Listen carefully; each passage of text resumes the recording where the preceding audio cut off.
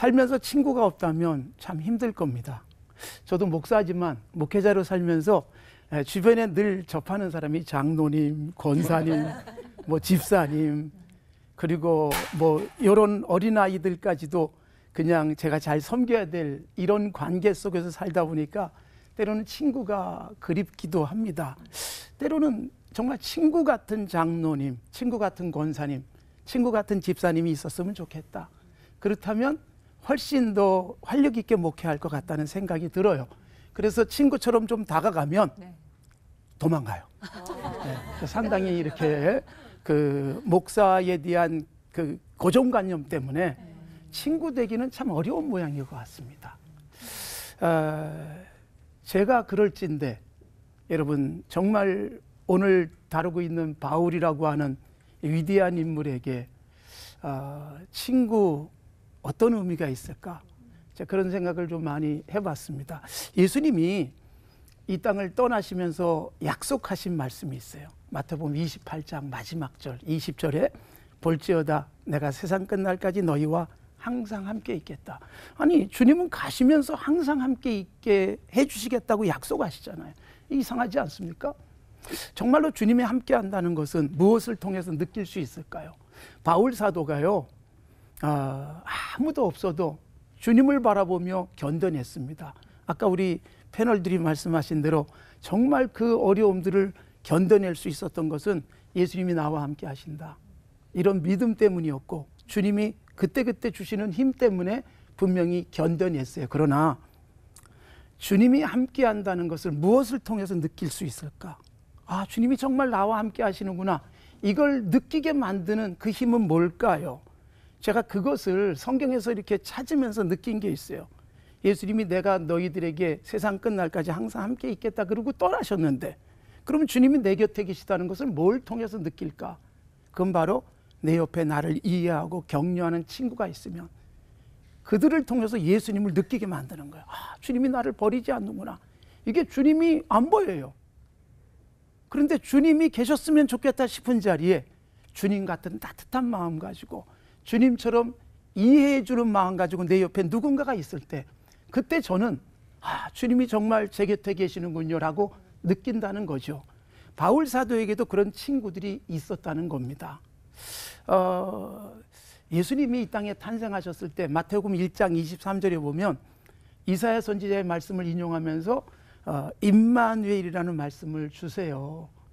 아들을 낳으리니 임마누엘이라 하리라. 임마누엘의 뜻이 뭐예요? 하나님이 우리와 함께 계시다. 근데 여러분 보통은 하나님이 나와 함께 계셔 이렇게 생각하는 경우가 많습니다. 근데 저는 마태복음 1장 23절을 이해하면서 그런 생각을 했어요. 하나님이 우리와 함께 계신다. 이게 어떤 의미냐면 하나님 나와 함께 하셔서 저 친구 이기게 해주세요. 이럴 때 하나님이 같이 계시지 않는다는 말이에요. 근데 내가 혼자 먹을 수 있는데 너를 생각하면서 같이 나눠요. 그래서 내 배가 꽉 차진 않았어요. 근데 친구가, 배고픈 친구가 내 것 나눠줘서 같이 먹으면서 서로 미소를 짓는 그 순간 나와 너는 요 빵 하나로 우리가 됐잖아요. 그 자리에 주님이 계시는 걸 느낄 수 있다는 거죠. 저는 마태복음 속에서 그걸 많이 느끼게 됩니다. 그래서 주님이 세상 끝날까지 너희와 항상 함께 있겠다는 말은 내가요 누군가에게 친구 되어지고 누군가가 내 곁에 와서 친구가 되어지면 그 순간 우리는 친구를 느끼지만 친구 속에서 주님을 느끼는 거예요. 바울 사도가 그 힘든 과정 속에서 어떻게 견뎌냈을까? 바울 사도 곁에 친구들이 있었습니다. 바나바 같은 친구가, 그리고 실라 같은 친구가, 그리고 브리스길라, 아굴라 부부 같은 사람들, 그리고 빌레몬 같은 친구가 있었고, 그리고 감옥에 갇혔을 땐 곁에 같이 있어줬던 누가 같은 친구도 있었던 거지요. 브리스길라, 아굴라를 제가 아까 말씀드렸지만 로마서 16장에 의하면 목이라도 내놓는 친구, 대신 죽어줄 만한 친구라는 거죠. 그래서 바울 사도 곁에 예수님이 나와 함께 계셔 이걸 느끼게 만든 최고의 힘은 좋은 친구들이었습니다. 하나님이 우리를 사랑하시기 때문에 우리 곁에 좋은 친구를 주실 거예요. 바울 사도를 견디게 만든 힘은 친구들이었어요. 바울 사도에 필요한 것을 공급도 해주고 힘들 땐 같이 있어주고 그리고 매 맞았을 때 상처를 어루만져 줄 수 있는 친구들, 그 손이 예수님의 손이란 말이죠. 우리에게도 그런 친구가 있기를 바랍니다. 그리고 조금 더 나가서 내가 그런 친구 되어주면 좋겠어요. 친구 없어서 외로운 사람에게 가서 내가 친구해주는 그 순간 그 사람이 뭘 느끼는가 하면 나를 통해서 예수님이 내 곁에 계시는구나, 그걸 느끼게 될 겁니다. 그런 삶을 살았으면 좋겠습니다. 하나님 아버지 감사합니다. 우리를 혼자 두지 아니하시고 주님이 늘 함께 하신다는 사인으로서 주변에 좋은 사람들 주셔서 감사합니다. 나도 누군가에게 좋은 친구 되어주는 건강한 그리스도인의 삶을 살아가게 하옵소서. 바울 사도 곁에 있었던 친구들 덕분에 바울 사도도 든든히 섰던 것처럼 오늘도 주님이 내 곁에 계심을, 내 곁에 주신 좋은 사람들을 통해서 많이 느끼며 지치지 않도록 도와주시옵소서. 예수님의 이름으로 기도드리옵나이다. 아멘. 아멘.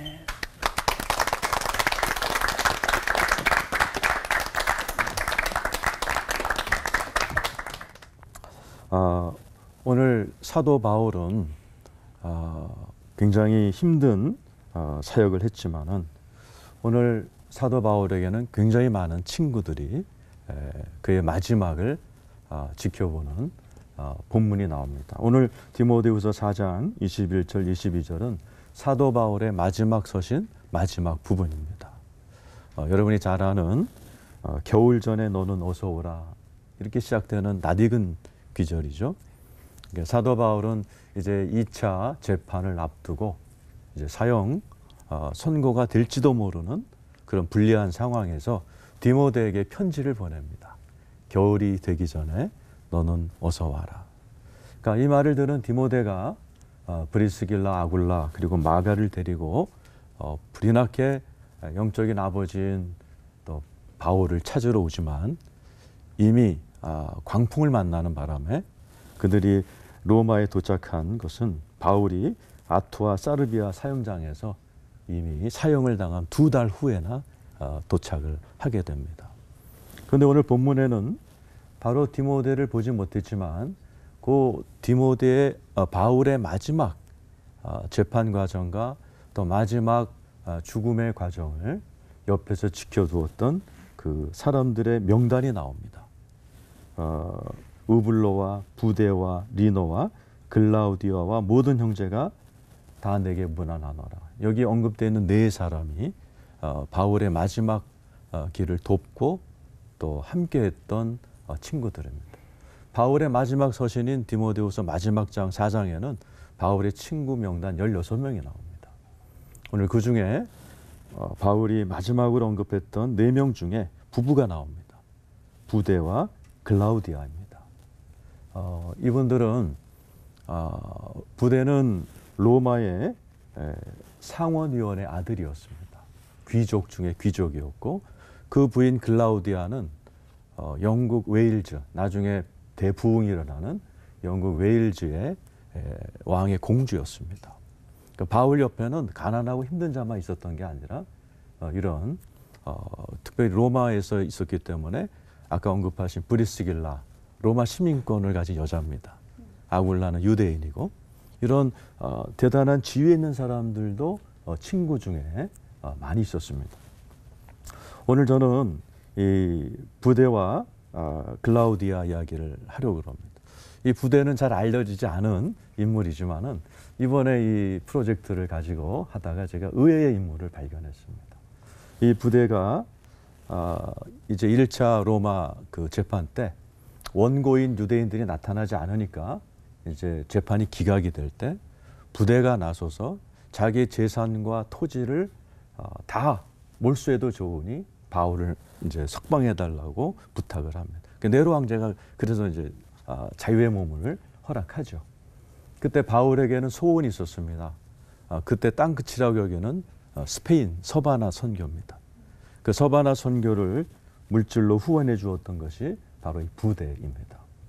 그리고 이 부데는 스페인에서 선교를 하고 있는 바울에게 CC로 편지를 보내서 바울의 사역지 소식을 알려주고 특별히 에베소 교회가 분쟁이 있을 때 결정적인 정보를 제공해서 바울이 마지막으로 에베소를 마지막 방문하게 되는 그런 사역에 큰 도움이 되죠. 그리고 이제 네로가 이제 핍박하고 있으니 로마로 오지 말라고 바울을 만류하는 편지도 나중에 발견이 됩니다. 그러나 바울이 로마로 왔고 이제 마지막 재판을 앞두고 있을 때 그 바울의 옥바라지를 한 게 이 부대의 두 딸들입니다. 이 부대는 네로가 사형 선고를 내립니다. 바울을 직결 처분하기로. 그때 이 부대가 자기의 모든 재산과 토지를 드릴 테니 살려달라고 선처하지만 네로가 이제 바울을 이제 즉결 처분하는 그러한 이제 사형이 집행이 됩니다. 그런데 수많은 무리들이 바울을 따라왔다고 그래요. 그리고 이제 구덩이에 바울의 시신을 던지려고 할 때 부대가 나서서 부대의 친구인 루키나라는 여성 크리스찬의 집에 딸린 무덤에 아주 곱게 안장을 하는 그러한 결정적인 일을 하게 됩니다. 그리고 다음 날 부대 역시 네로에게 암살을 당합니다. 사도 바울 뒤에는 이렇게 자기의 목숨을 바쳐서 재산을 바쳐서 기꺼이 바울을 도왔던 친구들이 있었다는 사실을 성경은 이야기해 주죠. 그리고 바울의 마지막 서신 마지막 장 마지막 절은 22절에 예수 그리스도가 함께 계시기를 바란다. 사도 바울의 영원한 친구인 예수 그리스도를 언급하고 그의 마지막 생의 마지막 사역의 편지를 마무리합니다. 사도 바울은 참 행복했던 것 같아요. 예수님이라는 영원한 친구가 함께 계셨고, 그래서 바울의 신학을 주 안에라고 그러죠. 영원한 주님의 품 안에 있었고, 바울 옆에는 이렇게 다양한 친구들이, 크리스찬은 그래서 행복한 것 같아요. 크리스찬은 변하지 않는, 세상 친구는 날 버려도 끝까지 버리지 않는 예수 그리스도. 요한복음 15장 15절에 내가 너희를 종이라 하지 않고 친구라 하리라 했던 그 예수님이 영원한 나의 친구이고, 또 주님께서 보내주신 수많은 선물 같은 친구들이 우리 주변에 있습니다.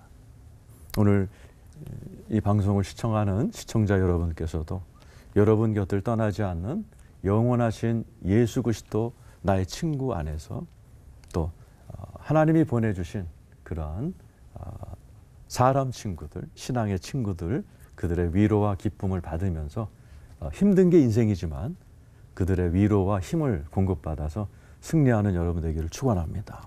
아멘. 기도하겠습니다. 하나님 아버지 감사합니다. 세상이 어렵고 힘들다 할지라도 나의 영원한 친구이신 예수 그리스도의 은혜 가운데 살게 하여 주시옵시고, 하나님이 보내주신 신앙의 친구들이 주는 위로와 힘과 사랑 속에서 우리의 남은 인생을 승리하는 우리 모두가 되게 하여 주시옵소서. 아멘. 예수님의 이름으로 기도드리옵나이다. 아멘.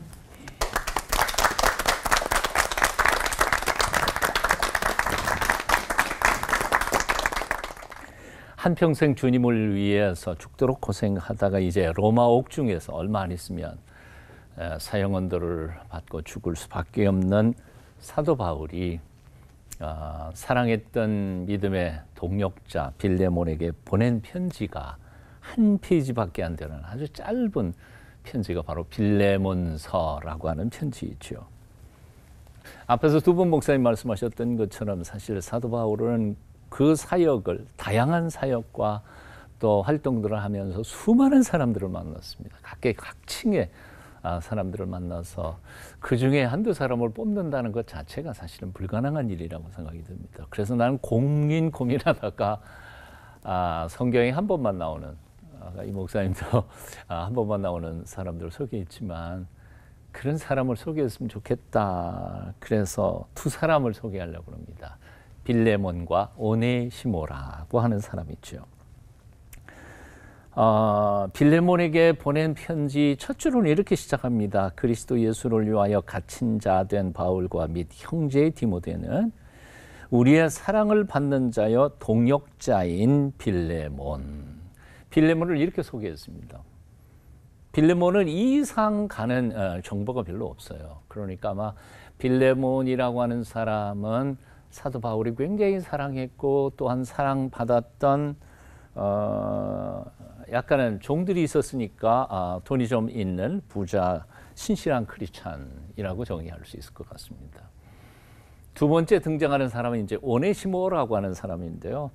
그 짧은 편지 속에 이 오네시모에 대한 정보들이 곳곳에 많이 숨어 있어요. 그래서 짐작을 조금 해보면 이렇습니다. 첫째 10절에 갇힌 자 중에서 낳은 아들 오네시모라고 말했습니다. 그러니까 사도 바울이 이제 옥중에서 낳은 아들, 남자가 어떻게 애를 낳겠어요? 복음으로 낳았다는 거죠. 그러니까 복음을 전해서 복음 안에서 낳은 디모데와 같은 복음의 아들이라고 표현하는 겁니다. 그런데 오네시모가 사도 바울은 지금 옥중에서 복음을 전하다가 선교사로서 전도자로서 옥중에 들어간 거고 오네시모는 왜 거기 들어왔었을까? 분명히 복음으로 옥중에서 복음을 받았으니까 사도 바울과 같은 입장은 전혀 아니라는 게 분명하죠. 그리고 앞뒤 문맥을 살펴보면 아마 일반범, 그 중에도 특별히 이 정치범 수용소에 있었던 것으로 봐서 악한 것 중에도 굉장히 흉악한 악범으로 들어온 건 아니었을까 하고 짐작을 해봅니다. 여하튼 선한 의미에서 잡혀 들어간 건 아니었습니다. 또 두 번째로 11절에 보면 전에는 내게 무익하였다는 말이 나오고 16절에 보면 이후로는 종과 같이 대하지 아니하기를 원합니다. 그리고 18절에 보니까 그가 만일 내게 불의를 하였거나 내게 빚진 것이 있으면이라고 말하는 것으로 봐서 아마도 이 오네시모는 빌레몬의 종인 게 틀림이 없고요. 왜냐하면 더 이상 종으로 대접하지 말고 그리스도 안에서 형제로 대달라 부탁한 거 보니까요. 두 번째로 너에게 불의를 행했거나 아니면 손해본 거 있다면 내가 대신 갚겠다 그런 걸로 봐서 분명히 오네시모는 자기 주인의 재산을 어떻게 갈취를 했든지 훔쳐왔든지 불의한 짓을 벌이고 재산상의 손해를 많이 끼친 나쁜 종이었던 거죠. 그리고 아마 도망갔었던 것 같아요. 아마도 로마로 도망가고 숨으려고 했는데 잡혀버린 것 같은 느낌이 듭니다. 세 번째로 하지만 11절에는 전에는 내게 무익하였으나 이제는 나와 내게 유익함으로 유익한 자가 됐다는 거예요. 12절에는 그는 내 신복이라 마음에 품은 귀한 일꾼이라는 뜻입니다. 13절에 보니까 이후로는 종과 같이 대하지 아니하고 종 이상으로 곧 사랑받는 형제로 둘 자라 이렇게 표현합니다. 17절에 내가 나를 동역자로 알진대 그를 영접하기를 내게 하듯하고 하고 말씀을 진행을 하고 있습니다. 그러니까 이 말씀을 짐작해 보면 오네시모는 예전에는 아주 악했어요. 주인도 배신하고 재산상의 손해도 많이 끼치고 도망 나온 종이었습니다. 아마 그때 당시에 풍습으로 보면 잡아서 목 날려도 될 만한 그런 주인이라고 말할 수 있겠죠. 그렇지만 지금은 바울을 통해서 복음을 받고 그 훌륭한 그리스도인이 된 이후에 이제는 바울에게도 아주 쓸모 있는 귀한 동역자가 됐고 바울이 확신컨대 너에게도 빌레몬 당신에게도 아주 훌륭한 동역자가 될 것이라고 확신하고 있는 겁니다. 자, 이제 세 사람 정리를 다 했어요. 이 세 사람 관계가 참 재미있지 않아요? 그리고 놀랍지 않아요? 이 세 종류의 사람은 절대로 친구가 될 수 있는 관계는 아니었어요. 그럼에도 불구하고 셋을 묶어주신 분은 바로 예수 그리스도 그 한 분이시죠. 예수 그리스도 그분이 계시니까 사도도 친구가 되고 종도 주인과 친구가 되고 주인도 종을 자기 형제로 받아들일 수 있는 이 변혁적 사회적 개혁이 이 세 사람을 통해서 나타난 멋진 사건이 바로 이 사건이 아니었을까 생각해 봅니다. 어떻게 보면 오네시모 복음으로 거듭나긴 했지만 주인의 재산을 말아먹고 도망온 죄인인 오네시모를 위하여 간절히 빌레몬에게 간곡한 부탁을 편지를 써서 보낸 사도 바울의 그 따뜻한 마음, 죄인 한 사람을 대신해서 갚을 게 있으면 내가 다 갚겠다라는 따뜻한 마음으로 호소하고 있는 바울의 마음. 또 다르게 얘기하면 빌레몬이 사실은 동역자였으니까, 그리고 사도 바울은 대단한 그때 당시의 사도였으니까 아마 명령했을 수도 있을 거라고 생각해요. 오네시모 이렇게 했는데 그냥 받아줘. 뭐 곧 뒤로 내려놓을 수도 있었을 텐데 문구를 자세히 읽어보면 주인으로서의 그의 마음, 그리고 그 마음들을 다 배려한 후에 아주 겸손하게 그리고 간청하면서 그 종을 받아 형제로 받아주기를 간곡하게 부탁하는 사도 바울의 품격 높은 우정의 모습이 여기서 발견됩니다. 우리가 잠깐 출세하려고 하는 뭐 처세술에 속지 말고 영원한 우정과 사랑으로 서로를 섬기면서 살아가는 아름다운 신앙 안에서의 우정들을 지켜가는 저와 여러분이 되었으면 참 좋겠습니다. 아멘. 그런 사람들이 되시기를 축원합니다. 아멘. 기도하겠습니다. 우리를 종이 아니라 친구라 불러주시는 예수님, 친구를 종처럼 부려먹기도 하고 친구에게 종처럼 예속되어 돈 때문에 고통당하는 이 세상 속에서도 오직 모든 이들을 한결같이 참된 친구로, 동역자로 사랑하며 살게 도와 주시옵소서. 아멘. 예수님 이름으로 기도하옵나이다. 아멘. 아멘.